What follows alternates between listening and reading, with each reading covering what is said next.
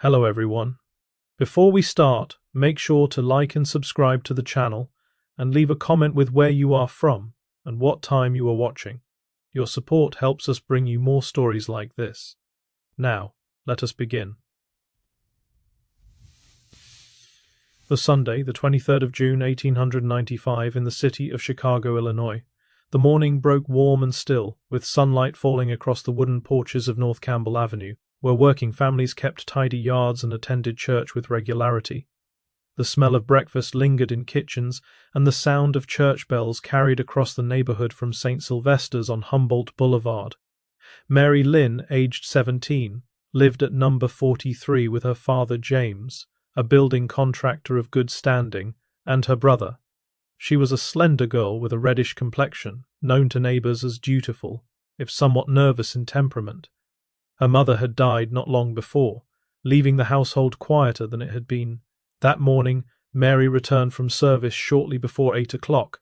Her father and brother, seated in the front room, noticed at once that something in her manner had shifted. She moved about restlessly, speaking little, offering no explanation. Within minutes she slipped out through the back door without a word. She walked directly to the house next door, number 45, where Miss Francis Sherman lived. Mary knocked. Miss Sherman appeared at the door but turned to go back inside. What happened next would set in motion events that no one could have foreseen, and which would repeat themselves with fatal consequence less than 1 year later.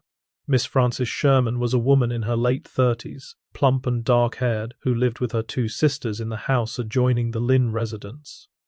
The two women had been neighbors for several years, and Mary had spent considerable time in Miss Sherman's company. The nature of their acquaintance had been noted by others in the household and on the street. Mary visited frequently. She sat with Miss Sherman in the parlor. She accompanied her on errands. She appeared, to those who observed, to have formed an attachment of unusual intensity. On that Sunday morning, when Miss Sherman appeared at the back door and made to turn away, Mary called out in a voice described later as strained and desperate. She asked why Miss Sherman tortured her so. The question hung in the air for only a moment. Before Miss Sherman could reply, Mary raised a revolver she had taken from her father's belongings without his knowledge. She fired 3 times. 2 bullets struck the door frame and the wall behind. The third found its mark, grazing the side of Miss Sherman's head and opening a wound approximately 3 inches in length. Mary did not wait to see the result. She ran back to her own house, still holding the pistol. Upon seeing her father, she threw the weapon down and stated plainly that she had shot Miss Sherman, the neighbor to whom she had been so devoted. Her words became incoherent after that. She spoke rapidly, making little sense, and before anyone could stop her, she rushed out again and disappeared into a nearby alley. At the Sherman house, the sound of gunfire had brought neighbors to their doors. Miss Sherman, bleeding but conscious, was carried upstairs with assistance from her sister and a neighbor. Another resident ran at once to inform the police at the Warren Avenue station. A patrol wagon was dispatched without delay.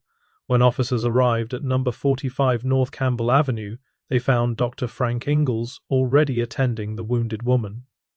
He examined the injury and determined that, though serious, it was not fatal.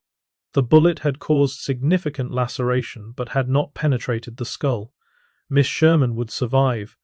The question now was whether Mary Linn would be found before she could harm herself. Lieutenant Beard organized a search party. Officers combed the streets, the alleys, and the surrounding neighborhoods, calling Mary's name and questioning passers-by. The search continued for hours. As afternoon turned to evening, and evening to night, no trace of the girl was found. Speculation began to circulate that she had taken her own life. Miss Sherman herself, still shaken and lying in bed with her head bandaged, told Lieutenant Beard that she believed this was most likely the case. The lieutenant asked what Miss Sherman would do if Mary were found alive. She replied that she had not given it thought, so certain was she that Mary had died. She added that Mary had not been in her right mind, and for that reason would be dangerous if allowed her liberty. She said she did not know whether she would wish to prosecute the girl as a common criminal, but could not yet decide her course. Miss Sherman spoke of how Mary had developed an attachment to her over the preceding months. one that had grown increasingly possessive. Whenever Miss Sherman paid attention to anyone else, Mary reacted with visible distress. Before Mary's mother died, Miss Sherman had spoken to her about these concerns. The mother had dismissed them. From that point, Miss Sherman had tried only to treat Mary kindly and make the best of an uncomfortable situation. Dr. Ingalls, when asked, stated that he believed Mary suffered from a form of mania and should have been kept under restraint. James Linn, Mary's father, was interviewed at his home. He was deeply shaken. He told officers he believed his daughter had acted under hypnotic influence and was not responsible for her actions. He insisted he had no knowledge that she had taken his revolver. The search continued into the night. Mary Linn was not found. The following day, Monday the 24th of June, Mary was located at 436 Taylor Street. She was taken into police custody and brought before Justice Doyle on a charge of assault with intent to kill. She appeared pale and subdued. Her behavior suggested that her mind remained unclear. She spoke very little and showed no reaction to the proceedings. Justice Doyle postponed the hearing until Friday the 28th of June, allowing time for the city physician to examine Mary and provide an opinion on her sanity. The court recognized the seriousness of the charge, but also the need to determine whether mental illness rather than deliberate criminal intent had driven her actions. The newspapers took great interest in the case. While stories of jealousy and rage leading to violence were not uncommon in crime reporting at the time, the fact that the incident involved two women who shared a close bond made this particularly noteworthy. Reporters emphasized the unusual nature of the relationship and the intense emotions that had culminated in violence. Many papers drew comparisons to the case of Alice Mitchell and Freda Ward, a sensational incident that had occurred in Memphis, Tennessee, 3 years earlier in 1892. The press highlighted the parallels, noting the rarity of such acts arising from affection between women. The story quickly captured public interest not only in Chicago but across the whole of Illinois. Neighbors and acquaintances added their recollections. Local residents spoke of the strong affection between the two women, saying that in recent months Mary's feelings had grown more intense. A friend described Mary as nervous and excitable by nature, unable to bear seeing Miss Sherman speaking to anyone other than herself. James Linn remained adamant that his daughter should not make any public statements. He insisted she would speak only after being examined by the authorities. When approached by reporters, he offered little beyond a single explanation. It was not the girl's fault. She had acted under hypnotic influence. His refusal to elaborate highlighted both his protectiveness and his insistence that Mary's actions could not be judged without understanding her mental state. Miss Sherman, though cautious and reluctant to say much, acknowledged that Mary had been very close to her for some time. She admitted that she too had been fond of the girl. However, she insisted that in recent months Mary had grown increasingly moody and unpredictable, which had led Miss Sherman to believe she might take some drastic action.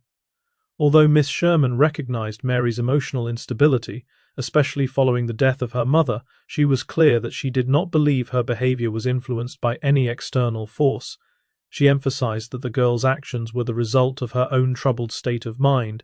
Following a thorough assessment by medical professionals and legal authorities, it was determined that Mary Linn was suffering from severe mental illness. The courts deemed it necessary to commit her to the Northern Illinois Hospital and Asylum for the Insane in Elgin, Illinois. This institution was equipped to provide specialized care for individuals with severe mental health conditions, ensuring that Mary would receive the support she needed while also protecting the public from further potential harm.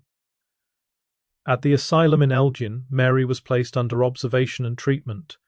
The facility, established to house those deemed insane by the courts, employed physicians trained in the management of mental illness. Patients were kept in wards, attended by nurses, and subjected to routines designed to restore them to a state of reason. Mary remained there through the summer and into the autumn of 1895. During her confinement, she was under the care of a nurse named Elizabeth Trobridge, a young woman of 25 who was the cousin of Judge David B. Sherwood, a figure of prominence in Elgin. Elizabeth attended to Mary with the same professionalism she showed to other patients. She ensured Mary took her meals, observed her behavior, and reported on her condition to the physicians. Over the weeks and months, Mary appeared to improve. Her agitation lessened. She spoke more coherently. She followed the routines without resistance. In December of the same year, Mary underwent another comprehensive assessment. This time, the evaluating medical professionals concluded that she no longer exhibited signs of severe mental illness. Her behavior had stabilized. She demonstrated a clear understanding of her actions and their consequences. The court, after reviewing the new assessment, decided that Mary was no longer a danger to herself or others. As a result, she was released from confinement and returned to her father's home. What was not observed, or perhaps was not considered significant, was that Mary had developed an attachment to Miss Elizabeth Trobridge. The nature of this attachment was remarkably similar to the one she had formed with Miss Francis Sherman. Mary spoke of Elizabeth often. She asked after her. She expressed a desire to see her again. These signs, if noted, were not recorded as cause for concern. Mary was judged cured. She was sent home. The case was closed. If you are finding this case as compelling as we are, please take a moment to like this video and subscribe to our channel. It truly helps us continue researching and sharing these forgotten stories from history. We also read every comment, so let us know your thoughts on this case below. Now let us continue. Less than 4 months passed. On Monday, the 13th of April, 1896, Mary Linn, now 18 years old, travelled to Elgin. She went to the home of Judge David B. Sherwood, where she met Elizabeth Trobridge near the front of the house. After a brief conversation on the sidewalk, they began walking down State Street, accompanied by Elizabeth's sister, Miss Alice Trobridge. Mary wanted Elizabeth to return to Chicago with her. Elizabeth had refused this request before. On this day she tried once more. Elizabeth again declined. The time had just passed 8 o'clock in the evening. The conversation grew tense as Mary pressed harder, urging Elizabeth to reconsider. Elizabeth remained calm but firm, repeating that she would not go. The refusal only deepened Mary's frustration.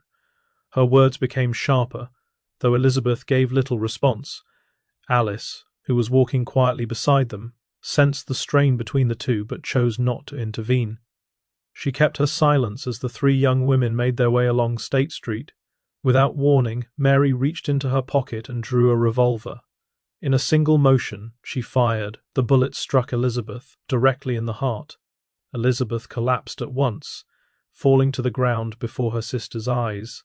In that same instant, Mary turned the weapon on herself, pressing it against her temple and pulling the trigger. She dropped beside Elizabeth. The 2 young women lay together on the ground. Alice, after a moment of shock, ran screaming to Judge Sherwood's house to raise the alarm. Neighbours came at once. Physicians were summoned. Elizabeth Trobridge was found to be dead. Mary Linn was alive, though gravely wounded. She was carried to the hospital. Her condition was critical, but she survived. The small community was left reeling, not only because of the sudden violence, but also because of the prominence of the family involved.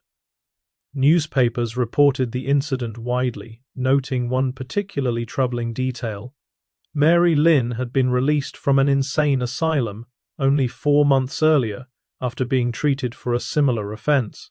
Doctors had judged her cured, yet she had gone on to commit the same act, this time with fatal consequences.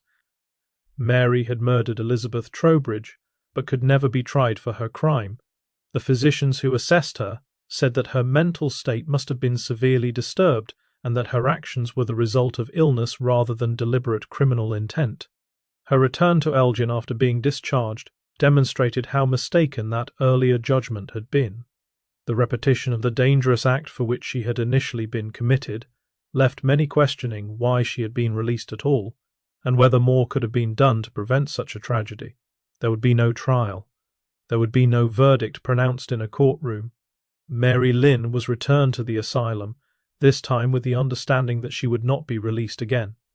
The death of Elizabeth Trobridge was mourned by her family and by the community of Elgin.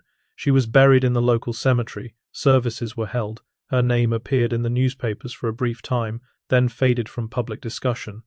Judge Sherwood, her cousin, said nothing publicly about the matter. The family withdrew from view. Mary Linn remained confined at the Northern Illinois Hospital and Asylum for the Insane. Records show she was still a patient there years later. Whether she ever spoke of Elizabeth Trobridge or of Miss Francis Sherman is not known. Whether she remembered what she had done or understood it was not recorded. The doctors who had declared her cured in December of 1895 were not called to account. No inquiry was held into the decision to release her. The system that had judged her safe to return to society continued unchanged. The case did, however, prompt discussion in medical and legal circles about the assessment of mental illness and the criteria for discharge from asylums. Some physicians argued that cases involving intense emotional attachment and violence required longer periods of observation. Others maintained that the science of the mind was still too uncertain to allow confident predictions about future behavior. The debate continued for a time, then subsided. No reforms were enacted. The procedures remained as they had been. In the years that followed, the story of Mary Linn was spoken of less and less. The newspapers moved on to other cases. The families involved preferred not to dwell on what had happened. North Campbell Avenue in Chicago and State Street in Elgin returned to their routines. Children played, people went to church, life continued as it always had. The file on Mary Linn was stored in the records of the Northern Illinois Hospital and Asylum, bound with other cases from that period. It was consulted occasionally by researchers interested in the history of mental health treatment, but for the most part it remained untouched. The names of Elizabeth Trobridge and Francis Sherman appeared in genealogical records and in newspaper archives, but they were not widely remembered. What remains is the question of whether Mary Linn could have been helped, whether the tragedy could have been prevented, and what responsibility the authorities bore for releasing her when they did. These questions were asked at the time. They were not satisfactorily answered. They linger still in the space between compassion and caution, between trust in recovery and fear of repetition. The story closed as it began, with a young woman whose mind was not her own, and with two women who paid the price for that affliction. Beyond that, only silence and the slow turning of years.